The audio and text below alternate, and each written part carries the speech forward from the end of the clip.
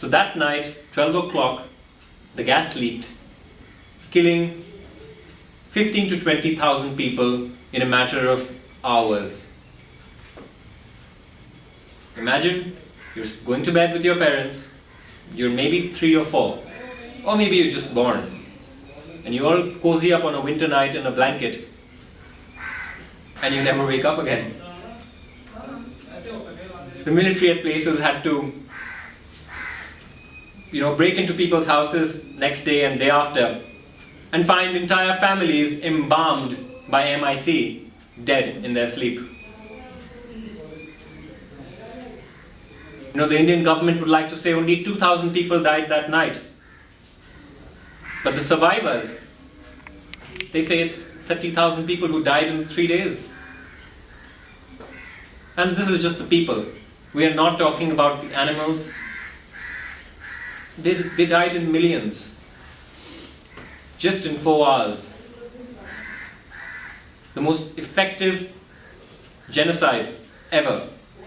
People all over Bhopal were sacked up like bags of rice or wheat. People saw their own family members die in front of them and die horrific deaths. There are women who describe that night to be the day of reckoning. By 4 or 5, when people reached the hospitals, they said that the doctors didn't know how to treat the patients because the company refused to tell them the composition of the gas. They said it was a patented trade secret and hence we cannot tell you. No matter if 20,000 of you die right in front of our eyes, we will not tell you because it will cut up corporate profits. Till now, doctors don't know, and the company has denied to tell what was the composition of the gas. The story from then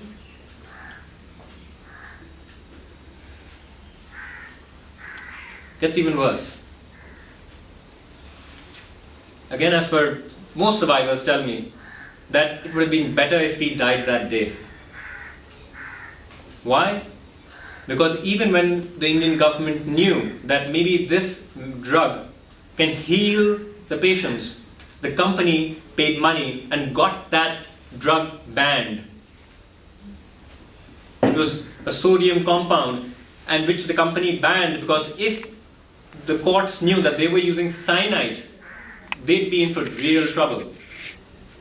So they did not allow the right medication to be given to the people also. That resulted in irreversible effects. You go see some of the children even still, it's 32 years since that disaster. Children are born deformed, they can't walk, they can't speak, they have smaller brains, sometimes they're so deformed that they grow only this big. Then they can't communicate, they cannot even think of living normal lives. And mind you, this is the 3rd generation. The other contaminations in the area, which were mercury, arsenic, cadmium, have resulted in 19 out of 20 women in the affected areas have mercury in their breast milk. Now imagine, if from the time you were in your mother's womb, if the only thing that you breathe, drink, eat or consume is poison, what chance of life do you have? Bhopal is the living proof of what this poison cartel, these people who've been killing people since the world wars, are capable of doing. For starters, I can say that if you identify every major pesticide plant, you have all the big suspects at one go. So the first thing is to identify their products, identify their factories, identify everything that they own, and try in our own capacity to maximize non-violence, to maximize civil disobedience against these people. We cannot be free of the corporations. We cannot be. That's the world today. But we can maximize our sovereignty over them. So, as our personal satyagraha, we say we will not allow these poisons in our food. And by not buying, by growing our own food, we will challenge the system. And we will tell the poison cartel that you have no place. Your products have no place in our life, in our food, and in our society.